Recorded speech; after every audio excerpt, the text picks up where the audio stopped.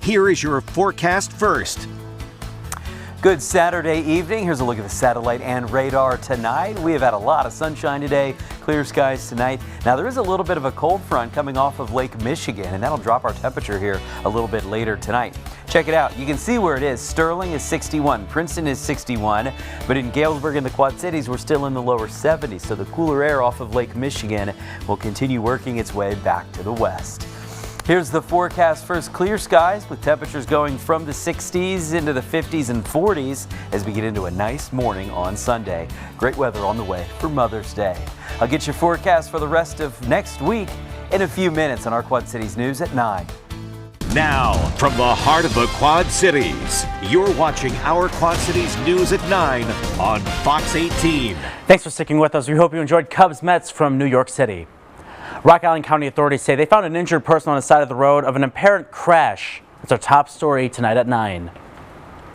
A deadly overnight crash in Milan. Rock Island County Sheriff's deputies say they responded just before 4 a.m. to the 5100 block of Airport Road. They say they saw someone lying on the road critically injured and car debris at the scene, but no car around the area. Authorities took the victim to the nearby hospital, then to the University of Iowa, where they were pronounced dead. They have not been identified yet, as the situation remains under investigation. Davenport fire crews took on what they call a structure fire near the railroad tracks on West 2nd Street. Crews say a building may have been involved. They say the fire started just before 9:30 a.m. and smoke shot up into the air after a pile of material caught fire near the tracks. Crews say they had it under control in less than an hour. No one was injured.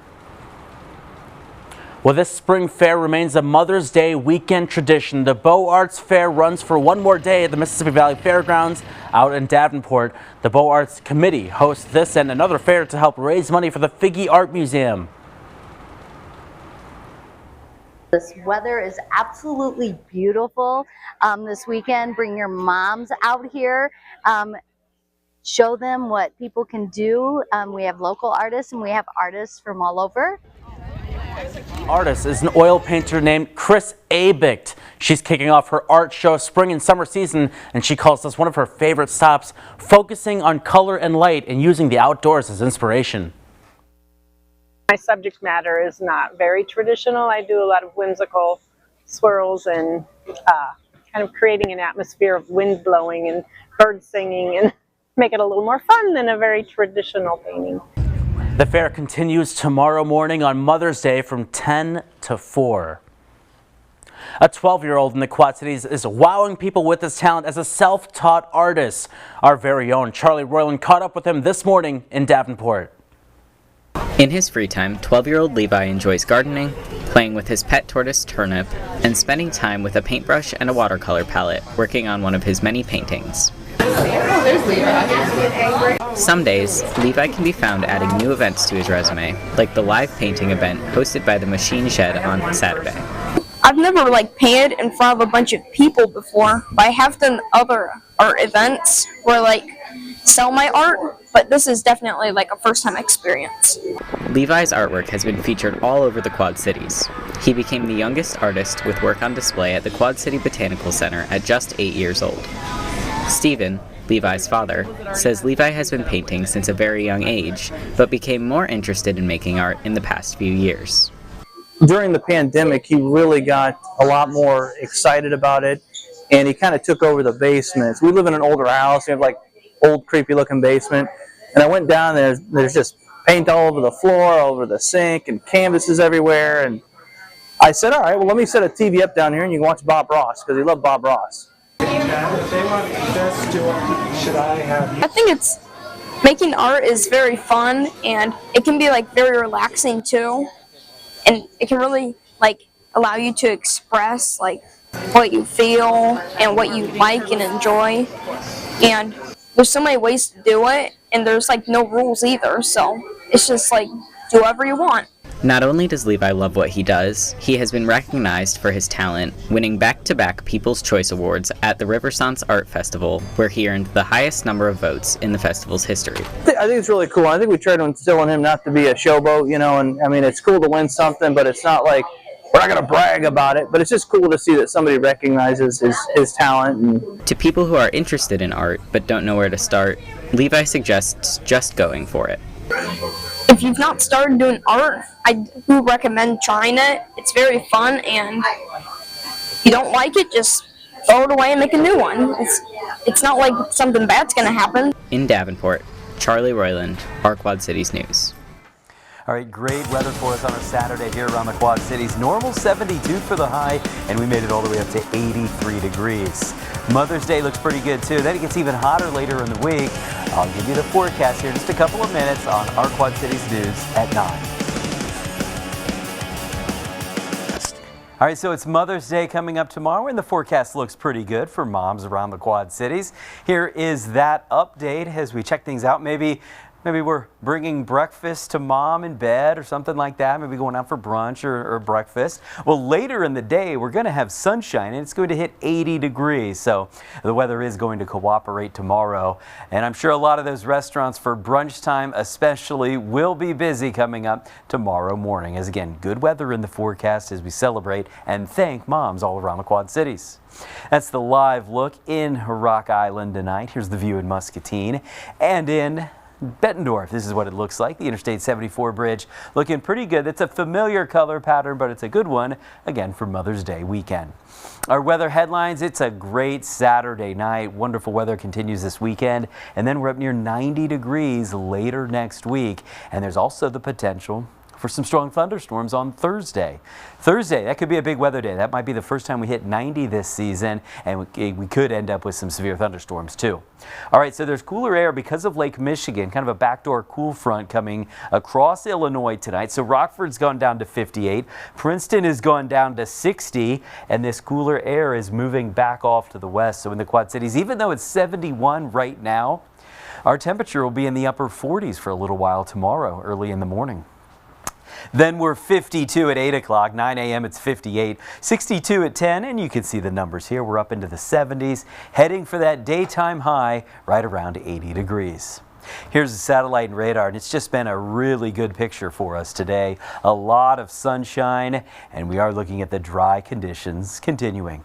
So here's our futurecast, and you can see that front I was talking about. Notice how the winds off of Lake Michigan are out of the northeast, and they're kind of coming back to the east. Well, this is going to shift all over in our direction here tonight, and that's why we are going to cool down significantly compared to where we are right now. Then as we get into the day, Sunday mostly sunny, temperatures recover quite nicely, all the way back up to 80 degrees. Slight chance for a shower, scattered isolated shower on Monday. Shouldn't be too much of a big deal. You see just a little bit of green on the map here, but overall I think Monday's weather is also pretty good. Thursday's the day we're already looking ahead, and there's a slight risk for some severe thunderstorms.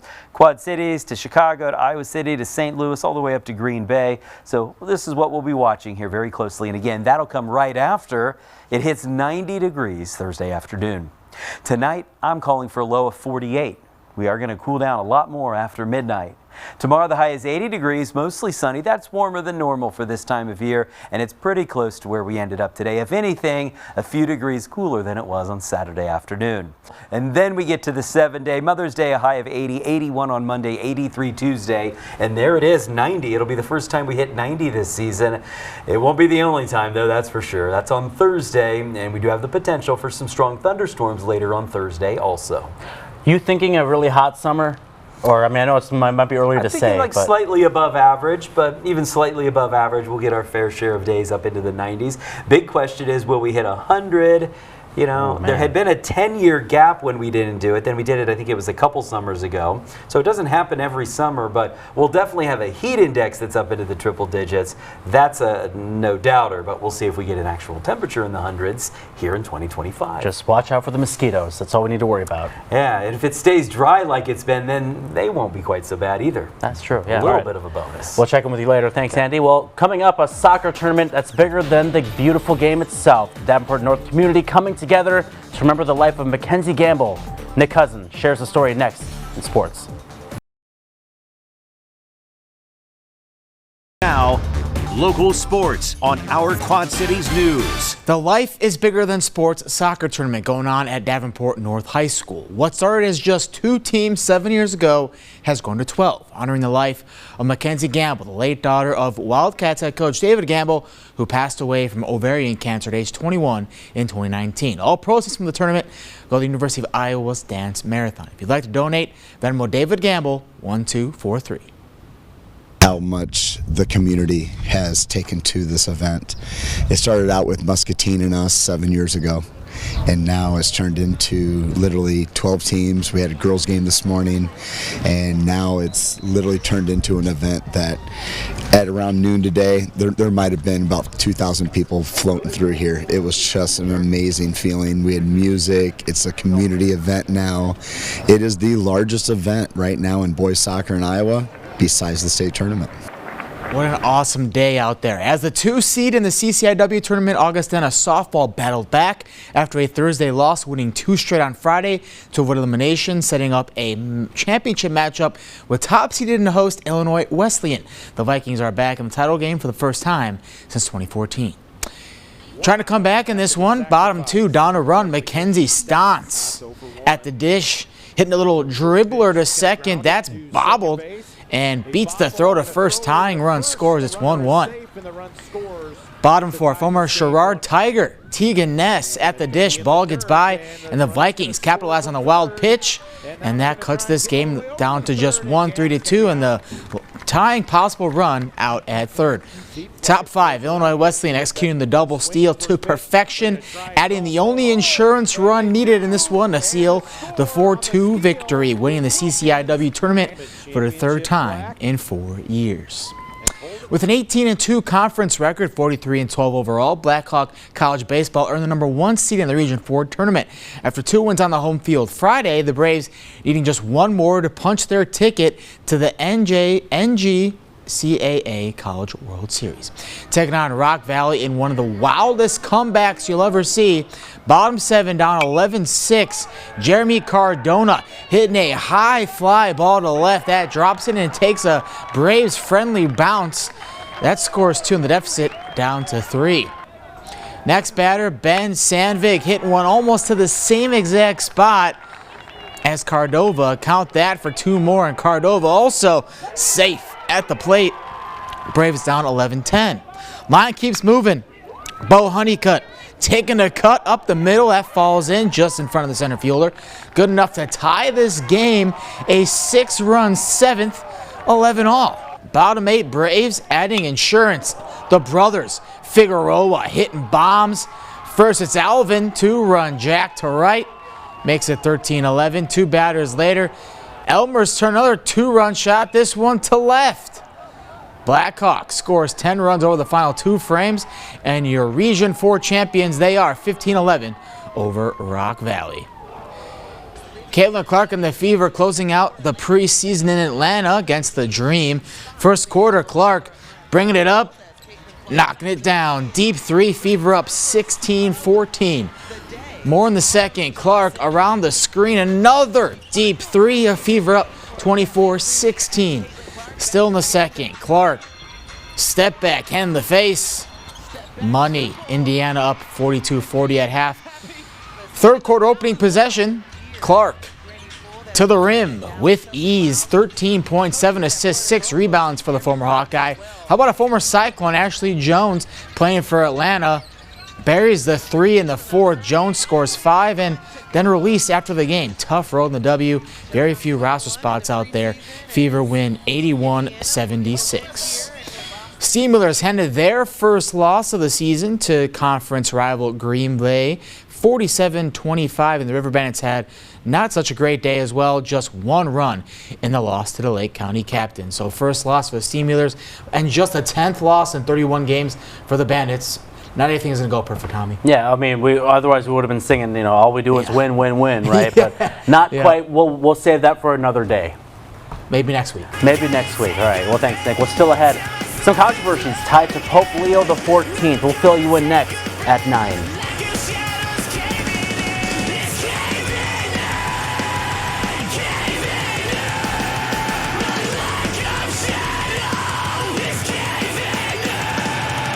A victim's attorney speaking on the newly elected Pope's handling of previous abuse claims and the Augustinian order.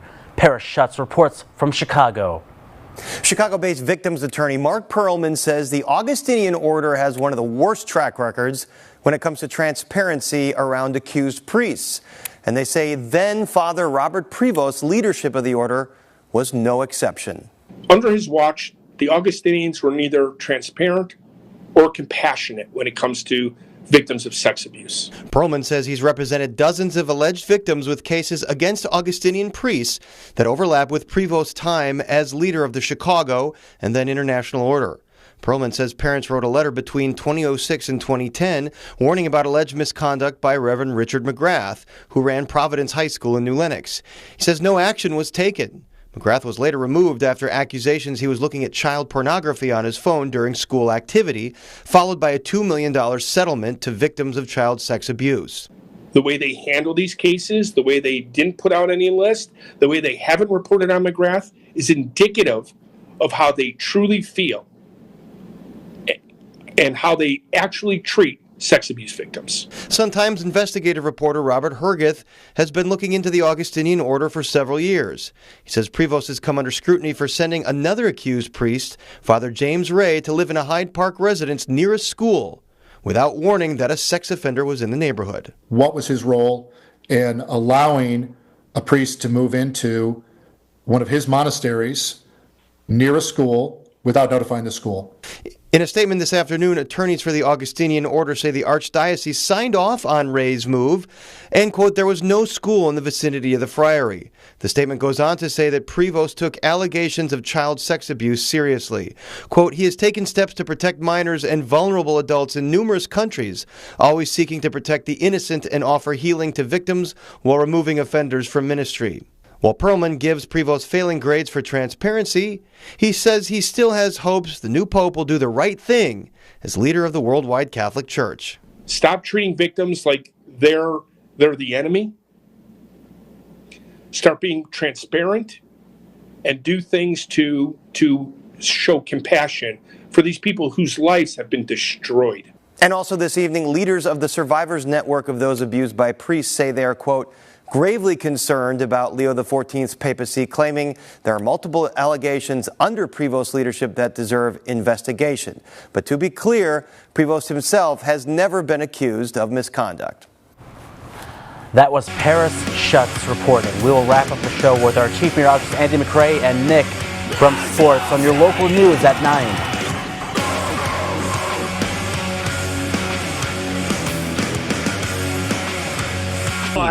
Do you have a preference, Mom? No, I'll take Maui. Go ahead. That's such a funny sentence right there. I'll take Maui. Yeah, I'll take Maui. Just in time for Mother's Day, a mom and her son soaring into the history books. Jeff Miles, what a name, recently joined his mom, Captain Michelle Miles, aboard a Boeing 737 from Seattle to Maui, the first mother and son duo to pilot together for Alaska Airlines, a LeBron James, as they say. Jeff is a newly hired first officer for Alaska. His mom set to retire this fall. He says he's always admired his mom for her extraordinary work. It's a dream come true. Turns out Jeff has jet fuel in his blood. His grandfather, Ski, is a retired Navy pilot, who also flew for Alaska Airlines. His older brother and sister-in-law are also pilots for other airlines. If your name is Miles, you are a pilot. That is a great way to look at it. Just like Storm for weatherman. We were talking earlier today. That's What great family name. Yeah. How cool is that? They Amazing. were flying the plane together. What a dream come true. Like deja vu from back in the day. She probably taught him how to drive also. Yeah, right, Taught him how to drive, taught him how to fly. Yeah, and bike too, probably. All right, 10-day forecast. Mother's Day looks really good. 80 with some sunshine after a cool start. 90 with some storms on Thursday. All right, sounds good. Stay safe out there, folks. And if you don't hear from anyone else, hear from us. Happy Mother's Day. Have a good night.